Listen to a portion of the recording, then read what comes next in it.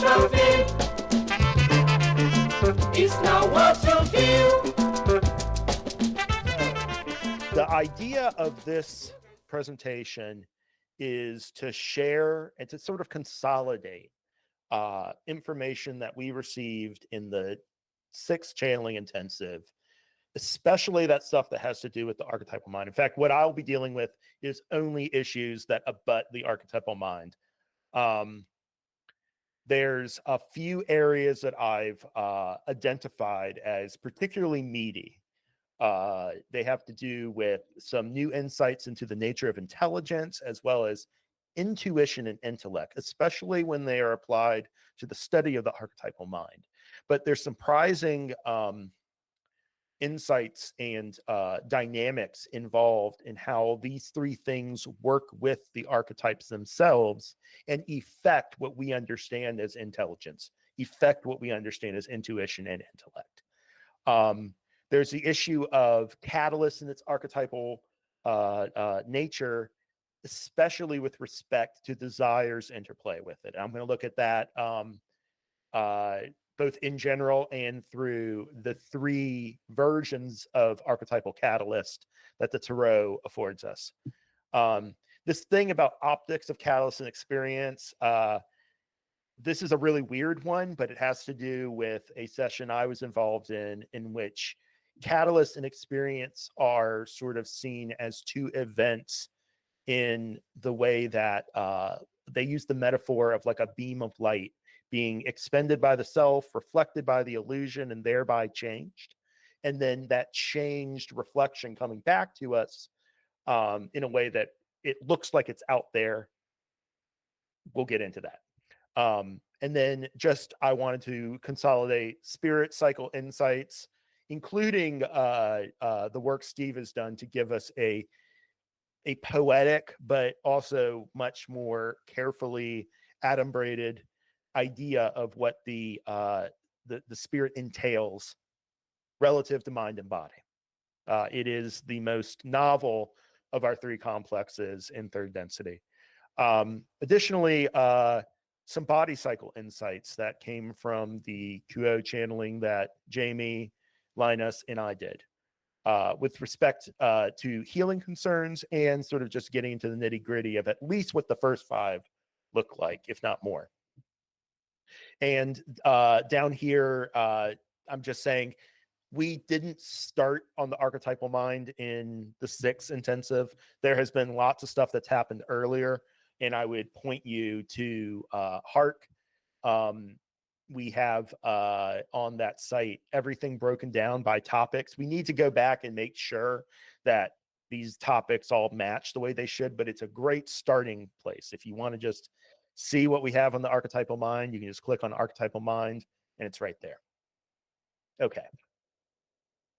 Now, there is a section of the material that deals with intelligence.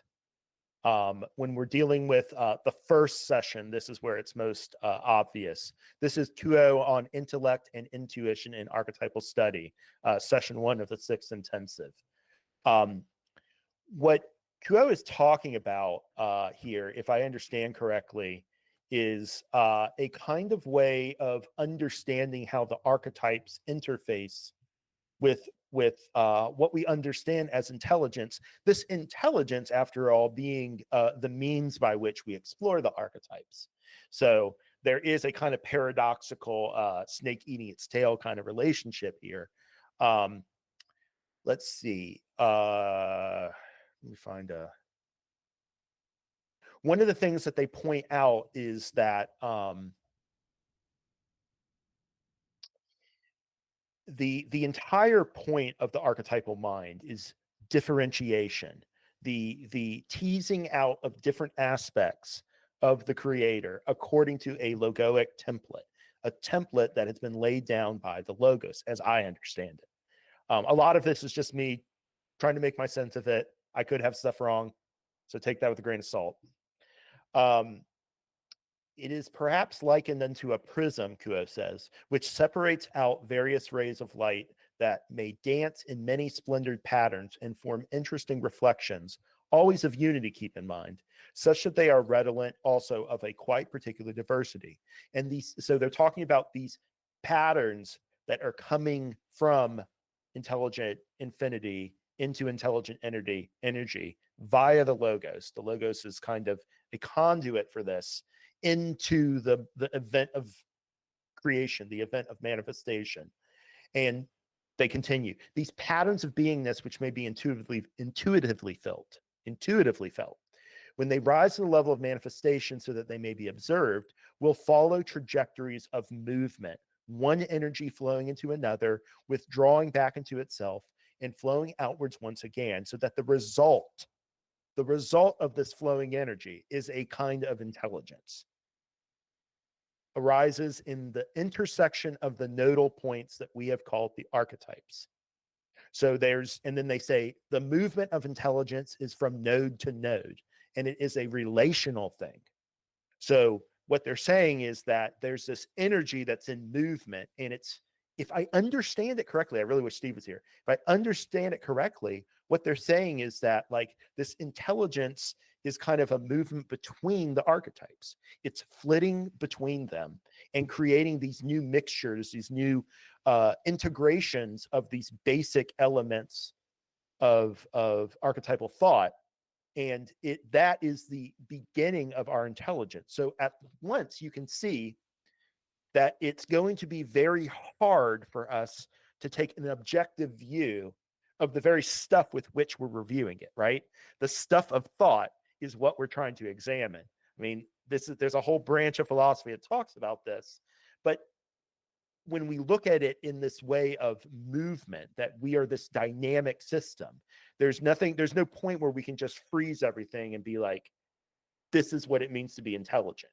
That intelligence has already moved on. And it's moving in between these nodes that are created from the patterns that the logos has brought down. Now, there are two ways of understanding those movements, Kuo explains. Feel into across the boundaries, right? It's a unity from their point of view. From the point of view of the intellect, we see the distinction of the three different elements, the matrix, the potentiator, the significator, and by extension, all the other archetypes. And what the intellect is trying to do is it's trying to get some remove from that system. Even though it's a paradox that it could even do that, it attempts to do that in order to see the distinctions more clearly. Now there's a tension between the use of intellect and the use of intuition in the work with the archetypal mind, because on the one hand, you're looking for a resonance to something within that you can't intellectually anticipate or even like sketch out. On the other hand, if all you're doing is just musing about inchoate, shifty feelings and senses of affect, and nothing is really distinguished from anything else, how then can you really make sense and thereby focus yourself on what is actually being felt, right? If intuition is just this very like slippery, hippy dippy feel good way of relating to this intelligence emotion, intellect is this way of saying, well, we're going to acknowledge all of the systems and distinctions that are in play, so that when we feel into something, we can do it in a focused way. Instead of me just feeling into the archetypal mind, for instance, I have a system called Tarot that I can intellectually reason about, and I can focus on, I want to focus on what it feels like to clear the mind completely and be ready for new potential to be activated. Matrix of mind. Or I want to feel into what it means to be like activated, to have that potential actually selected, and for the great drama to start. That's potentiator of mind. I mean, I'm being very pat about all these descriptions, but hopefully you can see that by having a system, we can then direct our feelings in ways that are useful and that allow us to cooperate with this evolution, which after all is the point of the archetypes. Hi, Stephanie. Sorry, I just got a chance to breathe. Any questions here? I know this is really abstruse and difficult to Think about No, it. I think this is beautiful. It's actually for me very applicable to sort of some self-study and current literal like this week practice. Um, Fascinating. To me, when you talk about the issue of focus, to me that is what this is all about. Is the mind. We presently in this physical paradigm have elected to um, focus down to a level where, as you pointed out, where everything seems separate and distinct. And the archetypes, I think, I'm not as familiar probably as the rest of you with the use of that as an expanding model, but I think it's one of probably many that we can use to expand that focus or widen that focus to begin to perceive and then have experiences that make the distinction between items, objects, people, etc., less um, distinct, less severe, Yeah, less exacting, right? So that less you're not exact. Yeah, trapped by them. Yeah, that's the right. idea, is that in intuition you can kind of melt outside of these boundaries Yeah, and get but back to the essence of things. but the idea is, I think you were saying that we then have to have the ability to intellectualize those widened experiences. I feel like is potentially one of the mistakes that we make in this process, is thinking that I have to now be able to um, broaden my awareness and then intellectualize that to understand it before I then go and draw a new circle wider than the previous one that's been drawn. Um, but my feeling is 99% plus of creation is not there to be intellectualized. It's not there to be understood. It's there to be, as you said earlier, like immersed in and experienced, and you are becoming that. So I don't know where that series of comments sort of fits in with the discussion here, but it's to me it's like we're we're over minding this thing. We're trying so hard to freaking understand what it's all about and the new experiences in different dimensions or densities or whatever we're going to call it, and we're missing the sort of that tribal um, process of just becoming it, just fucking become it, you know. Yeah. Yeah, we think that this is something I've read about lately, where we in the West think that we can point at something and put a Mm-hmm. label on it, that we Mm-hmm. understand it. That's not understanding. That's just taxonomy. That's just categorization.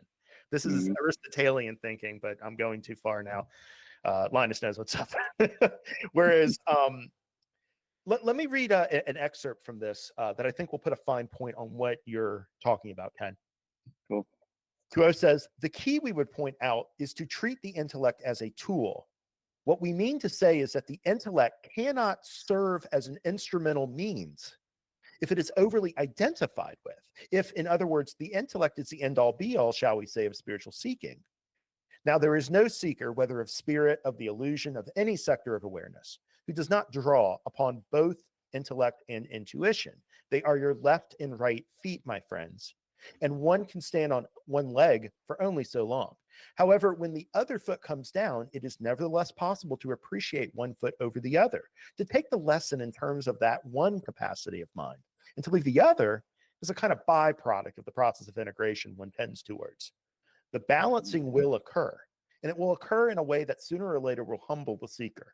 We find this is possible both when the intellect is overemphasized and when the intuition is overemphasized. Mm-hmm. Or the latter predominates in many of the so-called New Age movements that seek the Mm-hmm. rising sun of fourth density upon your planet. They wish Yeah. to flow around any kind of concreteness to seeking, Mm-hmm. and thereby Mm-hmm. achieve progress only as a result of overarching flows of energy, larger systems of movement in which the self is situated. And one of the reasons they talk about in later sessions why this is a problematic thing is that there's a need to take personal responsibility for these energies at a certain point when they precipitate into the catalyst of mind, body, or spirit. And then that creates an experience that we then have to reckon with this catalyst. We have to find some place in which we can think that whatever happened to us, whatever it seems like is going on, that's me. and that's the creator, and that's everything.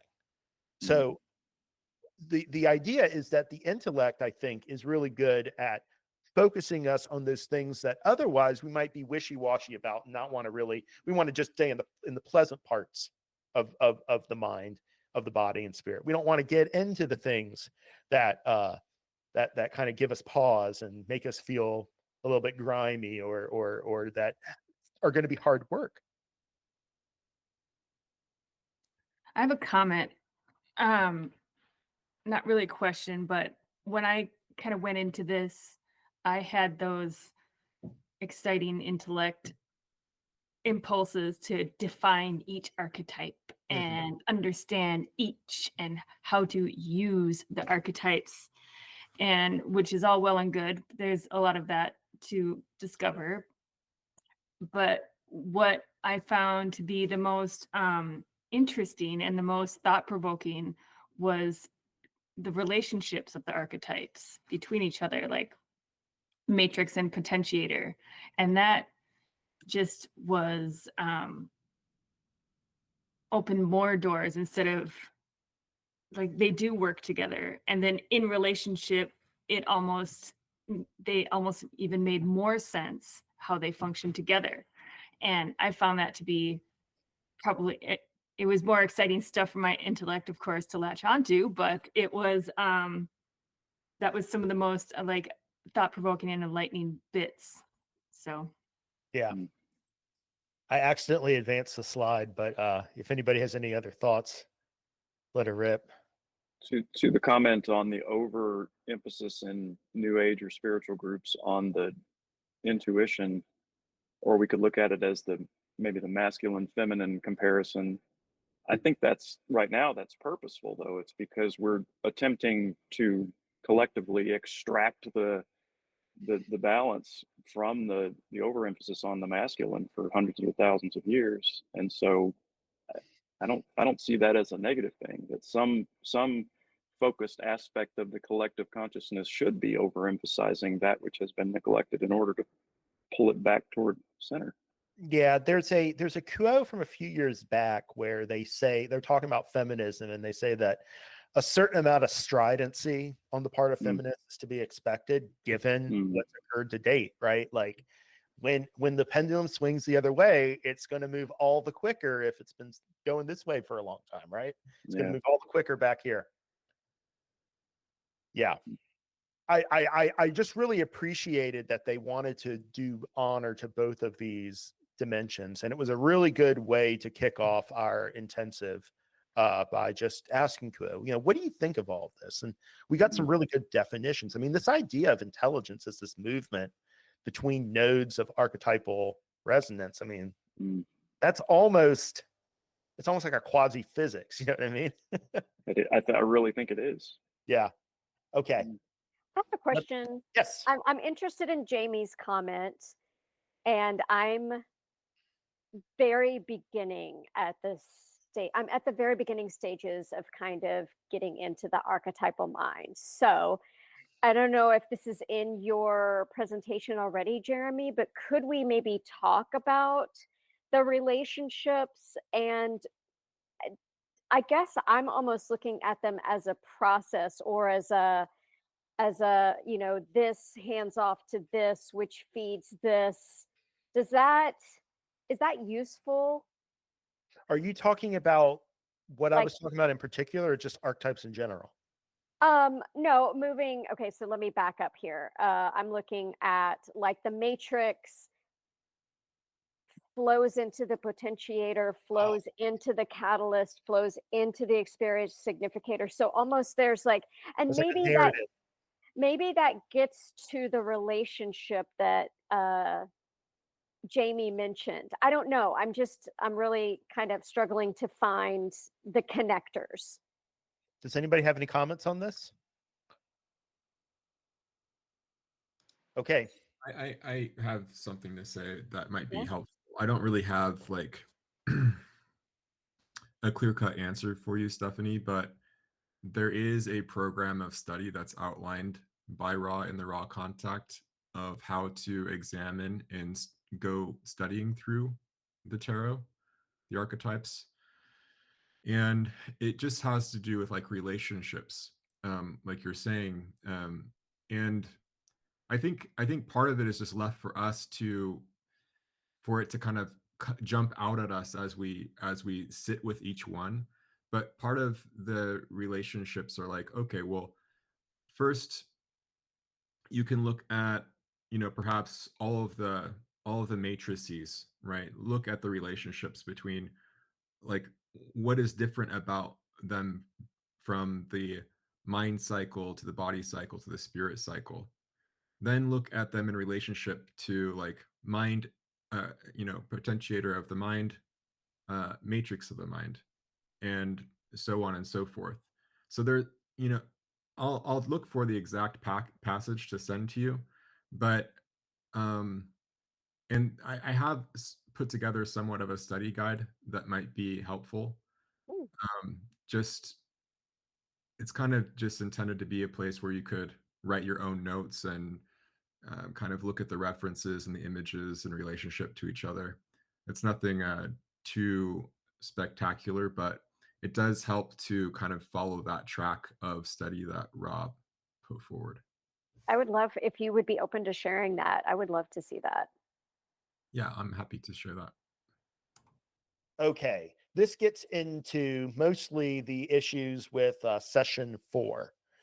This was asking Kuo about the relationship between desire and catalyst. Now, this on its face just makes a lot of sense. We know in Confederation philosophy, desire is the kind of motive evolutionary force that is drawing back everybody back to the creator through the different densities, the different lessons, all of the experiences that are needed in order for the self to finally merge back with the creator.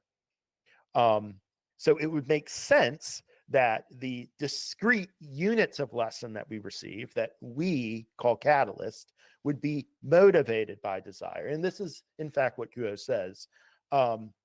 They talk about unconscious desire. This is something I always talk about. We everything that happens to us, we desire, but we are not conscious of our full selves. So we are not necessarily aware of what our full selves are drawing to us. And so those negative things that we draw to ourselves are truly for our own good, but they just might not seem that way when the waking self has to take that responsibility for the experience of integrating that catalyst. Similarly, Kuo locates desire at unconscious desire, I should say, but desire at the root of catalyst. What desire is doing, in a manner of speaking, is it is attracted to the highest ideal of the creator. If I had to go and find all of these quotes, I would be here all day. So I really if I say something that sounds kind of crazy, ask me about it and I will help you find it in the work. I don't want too much dead air, just me looking for quotes. But there's something they say in there where the reason why desire is so often frustrating for us, and it leads us into areas where we don't get what we want, is because it is naturally attracted to the highest that we are desiring, whether it be our conscious self or unconscious self. And that so often is different than what we think we want in our waking limited state. So they describe the epitome of working with desire as its loss, as its release, as its sacrifice. It is in sacrifice that the death or loss of desire occurs. And because it's given up willingly as incompatible in some way, as we understand desire at a certain moment and we realize it's incompatible with a larger, more pure desire that we want, we release it. And in releasing it, that is its purification and refinement. By being released from being this sort of tangible thing that we want, the object of our desire, we release it, and thereby we create the opportunity for a more pure, a higher form of that desire to then take place. Instead of getting stuck on this just the proximate thing that we think is drawing us forward. Oh, I really want a new car, you know, and I want this car so badly. Well, what I really want is for my life to work better, and for my car not to break down, and for things to be more for calm and all this. That's the more abstract, higher desire. I want more time so that I can serve, so that I can work on myself, you know, all this stuff. So as we don't achieve what we desire, if we can relate to that in a way that pays honor to that desire, we can discover the real thing that's pushing us towards things, and the things that are bringing catalyst to us. Jeremy, do you think there's some aspect of this that's kind of saying like just be more general and less specific in your desires then? Like, doesn't that kind of achieve the same result? It does, but like, how do you do that? Well, be more conceptual and principle oriented than like. But nobody lives like that. That's the thing, is that waking animal life in third density militates against that. When I desire food, that's not, there's a higher version of desiring food, but the body needs food. You know what I mean? No, I understand there. Go ahead, Jamie. Sorry to interrupt. I can't always, you know, speak to my unconscious desires, but I do have a method for desiring or praying, or, you know, more generally, that I wish for the most benevolent outcome Yes. of the situation. So it's not as specific, but and it's a generalized desire. Yeah. I totally relate to that. I'm just saying isn't that kind of a special thing you remember to do? Right. But if you do it 99% of our time spent doing it, if you right? do it, if you do it often enough and make it a disciplined part of your intelligent projection process, which is your creative tool, then that becomes habit. It becomes something you don't have to think about. That's true. And so what you're doing is you're taking this desire that can be very tangled. It could be very impure in a way, right? It's too hooked to things in the illusion that and misidentifying what it is that we desire for real. If we can instead go through a process of reflection, we can purify that desire, and we can understand that there's something higher to aspire to than what we think we desire. Well, one example would be like the use of more intuitive and emotive expressions in your projections of desire. You know, I desire to live a life that is evidentiary of benevolence and compassion and love, and that as a repeated mantra type statement as a part of your normal day-to-day operation, rather than I want a car and food and, you know, whatever else is on that material list. Yeah.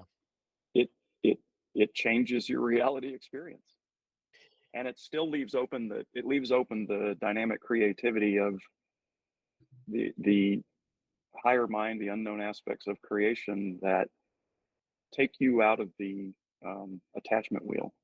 Yeah. It's just important to understand, like, it's funny you say wheel with catalyst, right? Because Wheel of Fortune is the body, catalyst of the body card. There is a very important part that the illusion plays in all of this, even though it kind of mixes up all the motivations and makes it harder to understand the root of our desire. But by reifying it, by objectifying that desire and giving us something upon which to focus, it then allows for us to recognize the opportunity we have to work with that focus, right? To dial it in, to dilate it when we need to. Recognizing that there is something even in the most craven and fallen desires that has the root of the divine in it. Like, if I really want a Slurpee, there's something about that that calls to the divine, but it just might be so confused and tangled up and mixed. it's a clue to the deep mind in some way, but it's up to us to figure out what that is. And I think the things you're talking about, I think, Jamie, a lot of the work you do on dreams and stuff like that, these are all skills, techniques that we employ to intelligently make sense of all this. Remember, intelligence is taking this remove and trying to say, okay, what's going on over here? If I get some distance, maybe I can see what's going on. There's a place for that. There's also a place for kind of throwing yourself into these things and letting catalysts burn away what needs to be burned away. It's not all about getting out of it unscathed. You know what I mean? I guess that's what I'm trying to say. We're going to be dumb about some stuff. Yeah, patience and cooperation are huge things. Like I had a thing happen yesterday that I had been wanting, a conversation happened yesterday that I've been wanting to have for over a year. And I had to wait for the right moment to have it. And then in my dream this morning, the main theme was I was patient and there was a sense of cooperation. So that was almost just like a direct reflection of, you know, how it came to be. Yeah. So I don't know. It's a little convoluted, but cooperating is important, and patience. Oh, there was something about the selective function of catalyst that I wanted to say. Kuo made a big point of this. So it is true that desire, Kuo says, as experienced, is selective for the most part. And being selective, it ferrets out in anticipation that which it does not desire, that which it would reject, that which it would never allow itself to hope.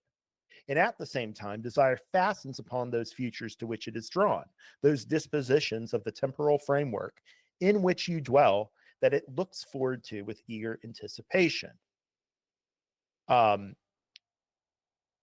This selectivity is part of what makes it, Kuo says later, subject to impurities, diversions, distractions. Because in order for desire to have that feeling of attraction, it has to fix itself on something concrete or something specific. And it's in that desire to have the discharge of that pressure of desire into that ostensible thing that is drawing us forward, that we tend to muck ourselves up and get confused and all this stuff. Of course, catalyst is part of that experience of confusion. It's seeding that experience of confusion that teaches us so much. Like, I'm not saying that all of this is happening in some way that is bad, right? When I say that we get confused in all this, confusion is the hallmark of freedom in our philosophy. So it's really just trying to understand these moments in consciousness so that we can participate and cooperate with them better, right? We understand that we're always going to be confused on some level. We're always going to get things wrong on some level. We're always going to be attracted to something that's bad for us in some level. But all these things are teaching moments for a greater self. They're not necessarily even lessons, in my view, for the conscious self. You know, it strikes me that there could be experiences people have that they never understand that are solely for their higher self, solely for an evolutionary goal that the waking self can't even conceive of. But the thing is that in the same way that the hand might not understand the car that the brain is telling it to grab the steering wheel of, nevertheless, by yielding, by finding a way to work together, a greater task can come about that the hand doesn't have to be privy to. It doesn't have to have that intellectual map that tells it what's going on and what everything is. It just has to yield. It just has to respond. I hope I haven't made too much of a mess of all of this. No, that was great. I think that there is value in recognizing, though, that as we grow our awareness, we do grow the ability to understand those more subtle lessons and implications. Like it's not just an either or. It's something that we grow and should be looking out for and considering those more refined lessons as we go. Yeah.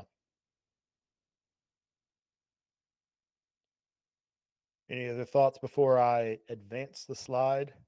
Oh, Linus, I do want to point out that there's a lot of places in the sessions that talk about a mixture that reminded me a lot of what Empedocles said. I'm just going to leave that there.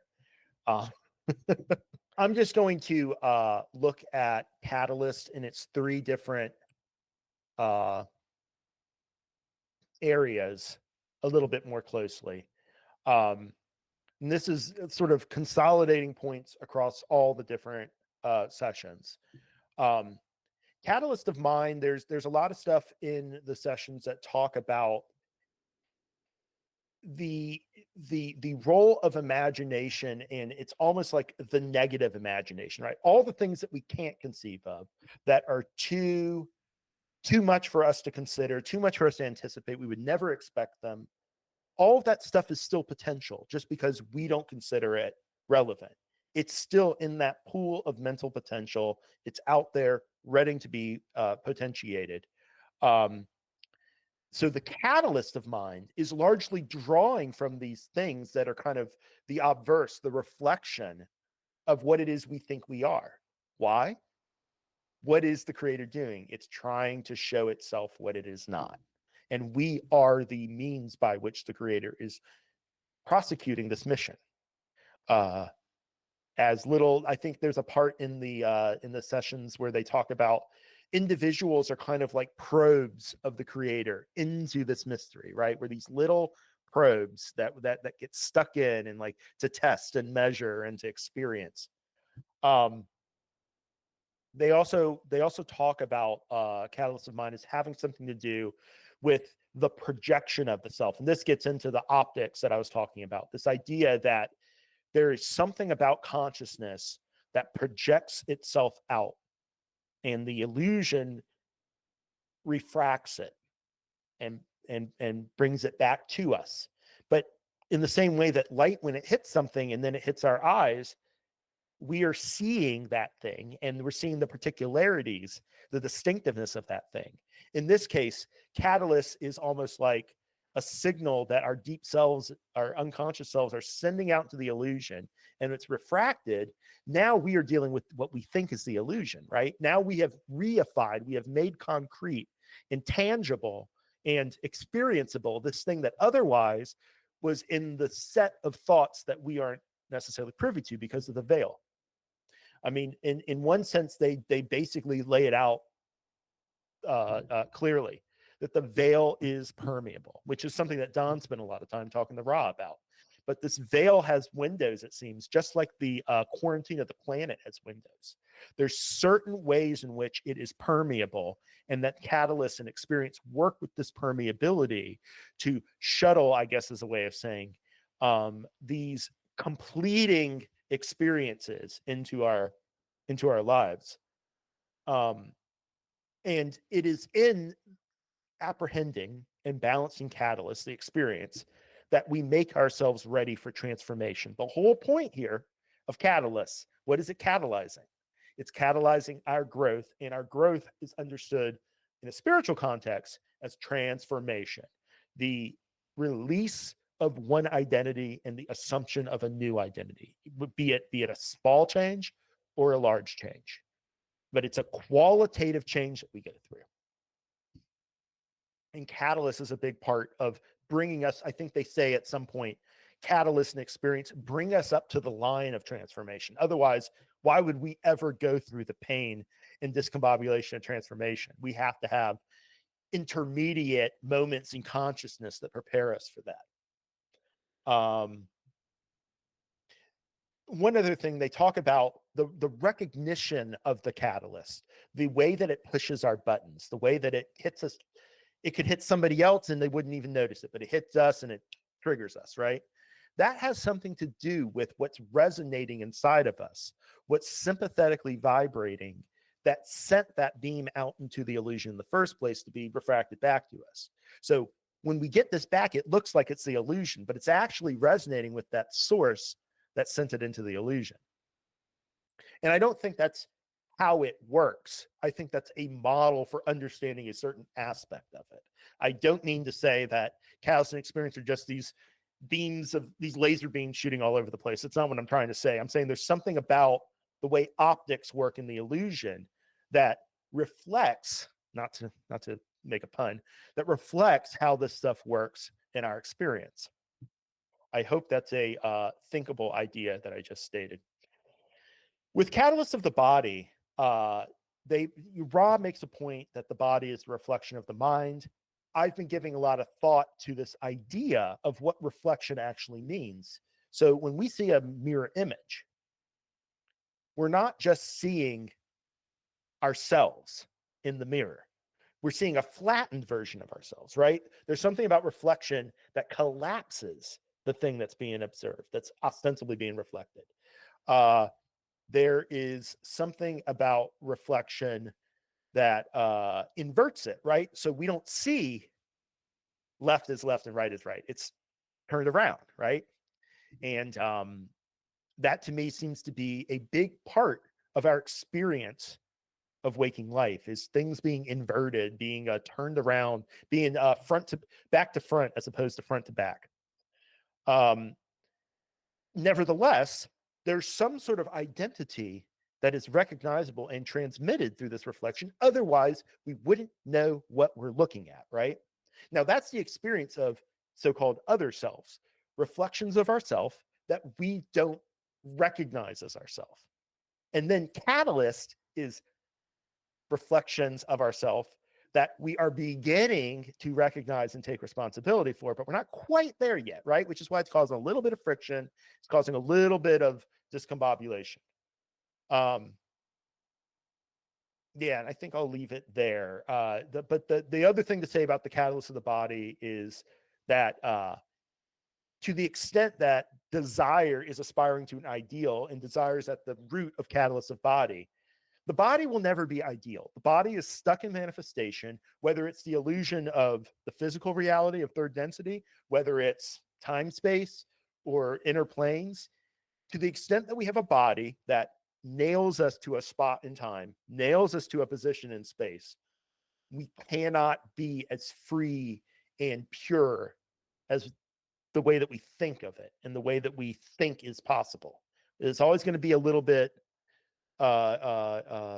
impure, and by the very fact that it's in the illusion, it's in this game, and in order for it to be in the game, it has to be limited, it has to be constrained. It can't be as abstract and free ranging as mind. And in this, I think there's something to be said for the body's catalyst prompting us towards the better, because it's in continually being frustrated by the way that our bodies don't reflect the ideals that we hold for ourselves, that we learn to accept these things and we learn to balance these things. Finally, catalyst for spirit.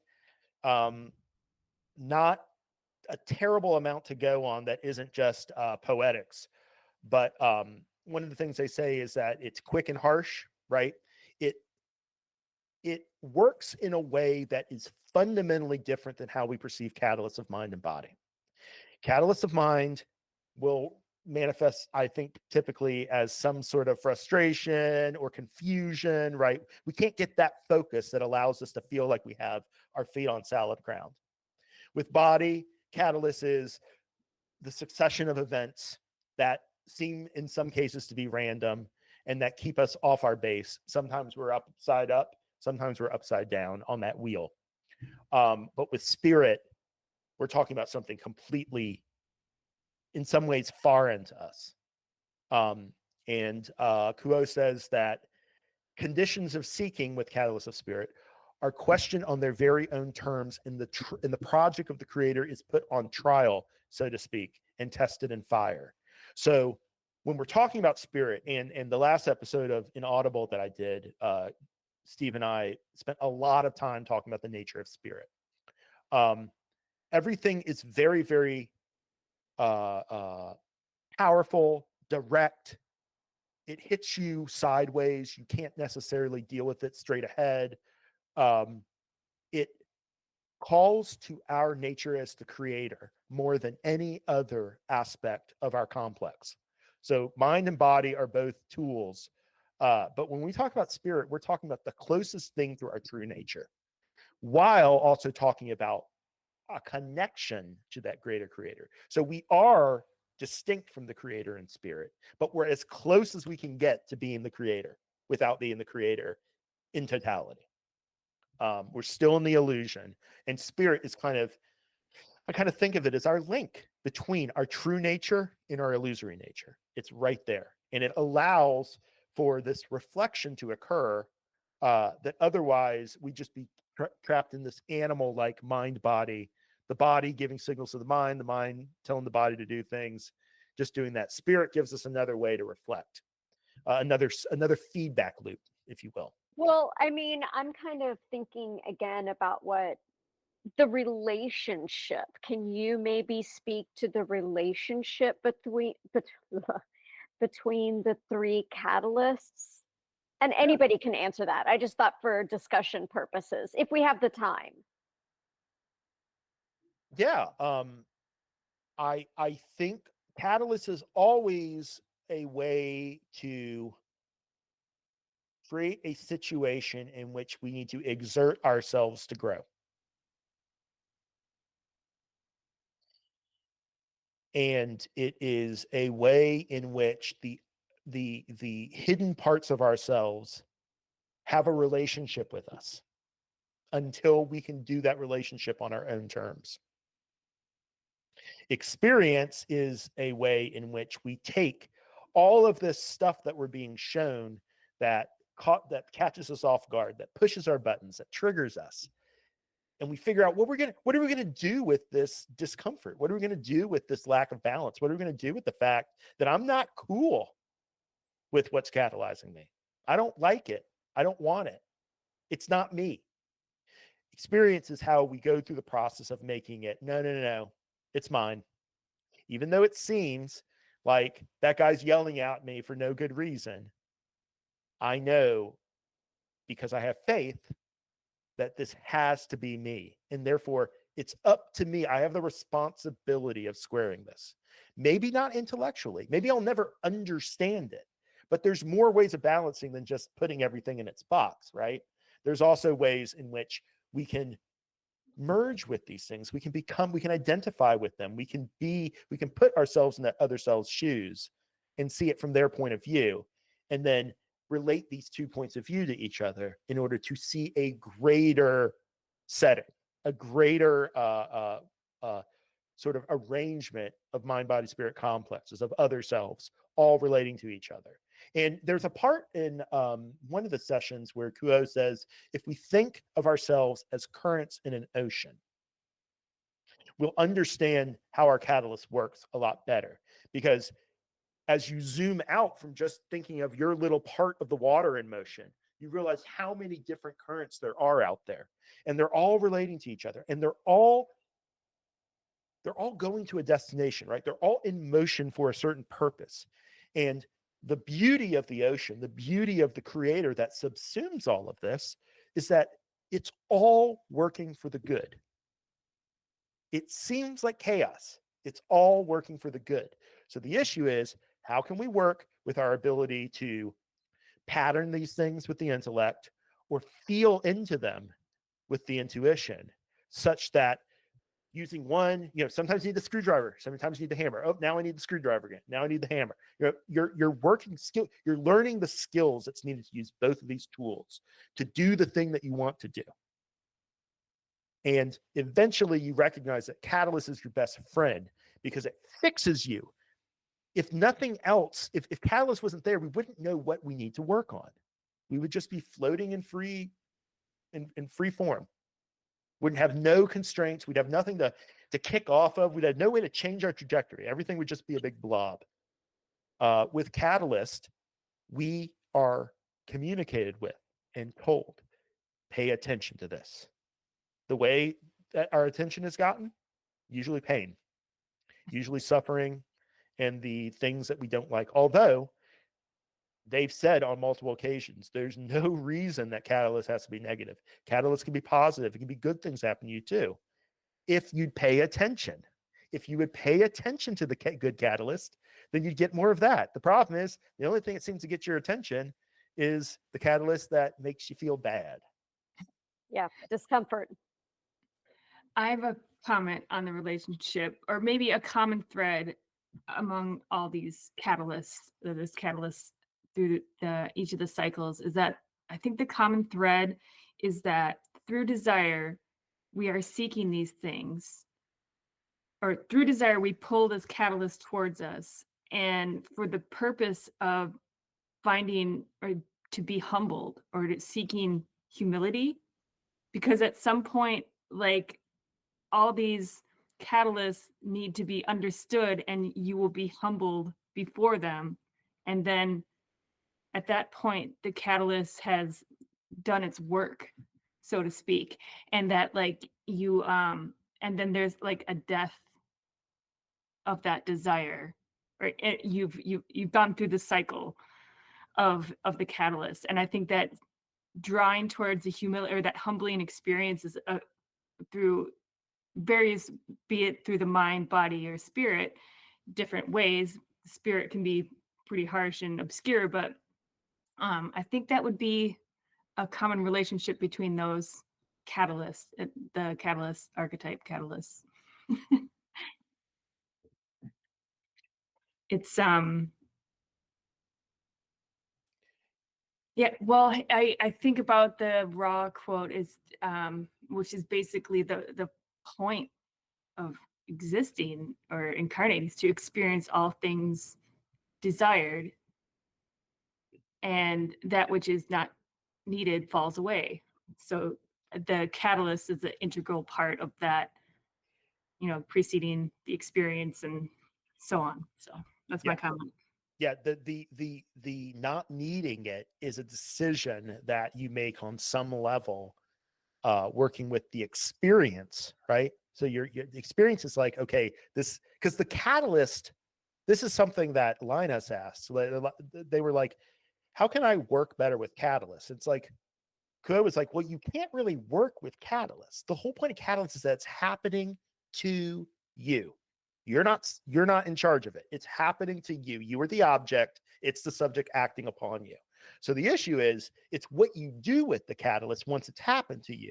It's that, and that's why I think Linus gave really good advice when he said, look to what Ross said about how to study these. I think for a lot of people, what they consider to be catalyst, when they use that as just a stand-in for bad things happening, right? That's how a lot of us use catalyst, right? Oh, I had catalyst happen to me. That meant I just had something happen to me that I don't like.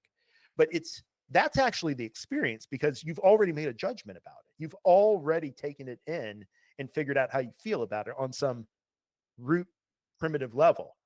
And part of getting to the point where you accept that this thing happened to you, that this catalyst pushed your buttons or all of that will tell you a lot about the nature of catalyst by working with the experience archetype.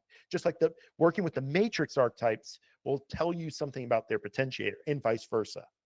Like, it's kind of like I can understand black better by really getting a good version of white. Okay, that's the exact opposite of this. There are these two things working together, so they can't really be understood independently, and yet they are Dingen an sich, right? They are things in themselves, Ross says. And so it's almost like they want you to do both. They want you to compare and contrast, and they want you to see it as a singular thing. So all I'm saying is, I've spent a lot of time on the catalyst as a singular thing, but there would probably be some real benefit to considering the experience version of each one of these. Yeah, so the experience of spirit. This is one that Steve was instrument on, and you'll see a lot of themes being reiterated. So this idea that there needs to be responsibility taken. Whoops. There it is. There's a responsibility that we need to take for the catalyst that has put us off kilter and brought us to a situation where we feel we need to do something. There needs to be something brought back into balance, or needs to be something corrected or something remediated. The problem with catalyst and experience and spirit, and this is something that Steve and I talked about in the last podcast episode, is that in spirit, desire and its object are not separated by a vast distance that needs to be traversed, in which there is a kind of journey towards the object that then sates the desire. They're right next to each other. They're almost the exact same thing. And so it's always hard to know how to relate to it, because by the time that you have worked with this desire to some extent, you realize that you already are what you desire. And therefore, especially with spirit, these things are so abstract and inarticulate that I mean, you can definitely see in spirit why it's so important that we have archetypes, because these things would be impossible to talk about if they didn't have stand-ins. They'd be possible to do any intellectual reasoning about them if they didn't have like placeholders with which we could like work with them. And it is important to understand that in the experience of spirit, we are really very, very close to the catalyst of spirit. Those two things are almost the same, and they're just kind of different sides of the same object almost.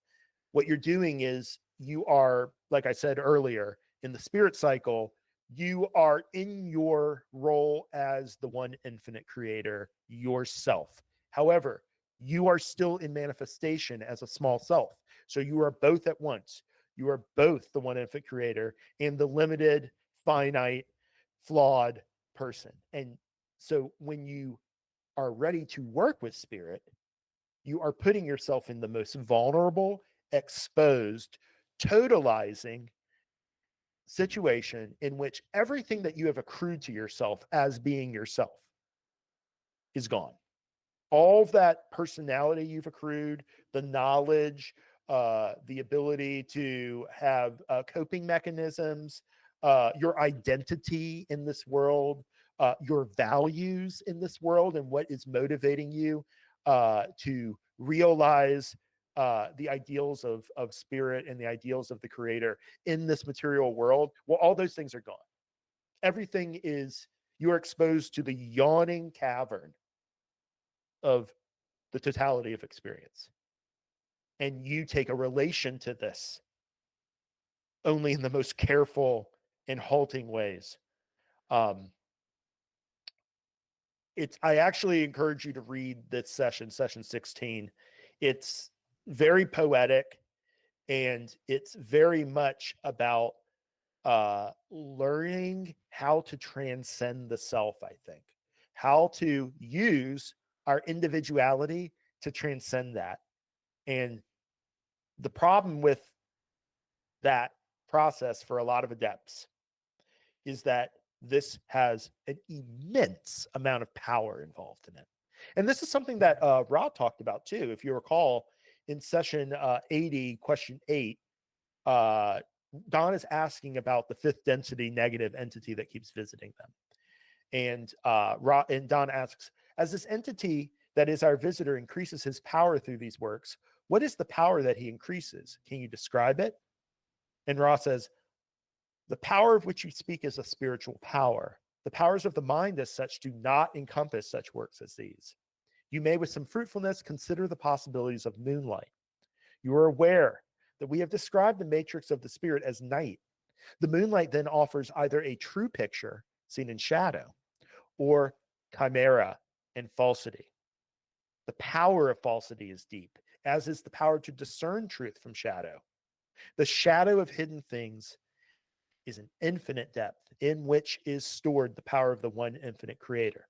The adept then is working with the power of hidden things, the power of hidden things, illuminated by that which can be false or true. To embrace falsity, to know it, to seek it, and to use it gives a power that is most great.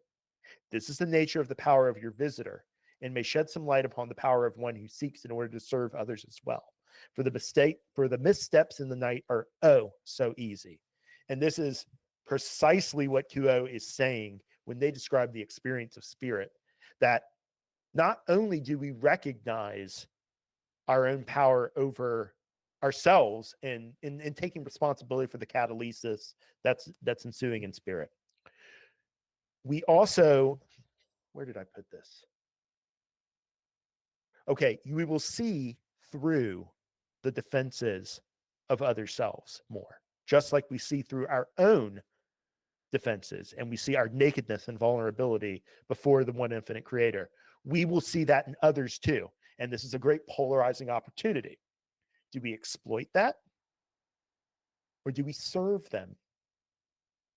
And this is a question where it's very important, therefore, Kuo says, that we do our work in mind and body first, because all of that work in grounding our choice of polarity is going to be needed when we release all of that. And we go as a naked self before the Creator and start taking on that power. It is very, very serious. The other thing that they say is that others' flaws and weaknesses can be repulsive to somebody who is beginning to work in spirit, right? They see how, like, you know, all the things about human nature that we don't like. I think they come, even more of them become possible to be observed, and we see, you know, how limited and how fragile humans are. And I think for a service to self person who's working with spirit, they just see little bugs, right? Other selves are little bugs to be manipulated, to be lorded over. If we're on the service to others path, how do we look at the fact that all these others are so fallen and so powerless and so haphazard and not able to really take care of themselves spiritually? Well, the way to do it on the service to others path is to see that those are reflections of ourselves. Everything we're seeing that's ugly and nasty and stupid out there is a reflection of ourselves. And again, experiences taking responsibility for this stuff. Okay, now we have work to do. We have to balance this stuff so that we can be coherent and we can serve without being turned about and like losing our bearings. You know what I mean? Like we cannot serve if we are not grounded, but that grounding takes work. I sort of threw together everything that's involved with the body cycle. But between Jamie, Linus, and I, we have addressed matrix, potentiator, catalyst, experience, and significator of body. Now, I think there's more work to be done here. But I wanted to draw out some things that came to me from reviewing these sessions. The body is the thing that is fixed in the illusion. The mind can think about the past. It can go to the future. It can look at different aspects of the past. It is endlessly creative. The body is the body. Whenever it is there. Wherever it is, it's there in no other place. It is kind of the epitome of the possibility of the limitation that the mind begins to conceive of. It is the most limited. It's so limited that an object can't even take up the space of another object. They have to be completely separate, or they have to destroy each other. There's all of these rules that limit how physical reality works. And the body is our kind of like skin in that game. Our body is kind of like how we take all of these refinements that our higher natures are capable of and make them tangible, make them realistic, make them communicable, right? Because it's only through the illusion that we communicate with other people. Even telepathy is going on through the illusion. So we will always have to work with some sort of locating vehicle in order for the illusion to be something that we can learn from. We have to have skin in the game, and that's what the body is. Additionally, there's a lot of stuff in the significator of body one that talks about how the body's role is largely to give. There's something in there where they say the body will pay the price. The body will always pay the price. And that is what is meant by the hanging man image in the tarot, dropping those coins. For one wishes to purchase spiritual evolution at whatever the asking price may be. And one is not in a position to barter or bargain or haggle with the conditions of life at this level. The body will pay the price. The body will always pay the price, my friends. And so the part of you that is most innate in the material of your body, the part that is nailed to the spot you occupy, will almost always feel not simply off kilter, but at your furthest extension, at your most intrepid extension of your will to seek the upward spiraling light. Your body will be a means to an end. And this does not imply a level of care that is neglectful necessarily. It implies instead the need for an aspect of the self that can be extended into the foray of the illusion and gambled with. it's striking to me that, like, if the illusion is going to result in anything that is transformative, that it's going to like matter, it's going to make a difference, then we have to have part of us that is transformed, that is abutted, that is worked with, that is released. And when it's released, it's released tangibly. It's something that's visceral. You know what I mean? Another thing that I've seen, this is kind of me speculating a little bit, but because the body is always in the physical illusion in which only one thing can happen at one time, right? Like the body is either sleeping or it's not. It's either walking to the left or it's walking to the right. You can't do both. So it's this possibility collapsing instrument of ours. It takes what we think of, all the possibilities that we can conceive of, and by acting, we collapse all of that into a single choice, a single route. And that seems to have, looking at other Confederation material, this acting through the illusion and collapsing these possibilities seems to have a true spiritual significance that we can't get from the mind and we can't get from the spirit. And there's some, finally, this is the last point. There are some ideas in the significator of spirit, significator of body session that talk about the body in similar terms to animal husbandry, where if you think about livestock, like livestock is something that we use for our purposes and not theirs. Yet there's also a duty. There's a duty to be reasonably caring and to care for that thing that at once is a means to an end, but also an end in itself. It's this paradox. It's the same thing with our lives. Do our lives have dignity in and of themselves, or are they simply mean? If you look at how messed up some people's lives are, you have to wonder whether the human life itself has dignity in and of itself, or whether it's simply a means by which the creator learns about itself. And therefore anything's permittable, right? Anything's permissible because after all, we all learn from it.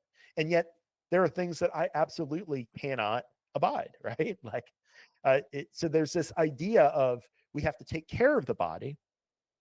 We have to see it as ourself, but it's also something to be spent. What it has that it offers us is to be used. It's not simply to be hoarded and never used. I mean, remember that part of the raw contact where they're talking about parla exercising. Why? It's through the use of the body that it accrues energy. It's like pipes. You have to run the water through them and then the water's running, right? The body has to be used, and it's going to be used in ways that cause hurt, that cause imbalance.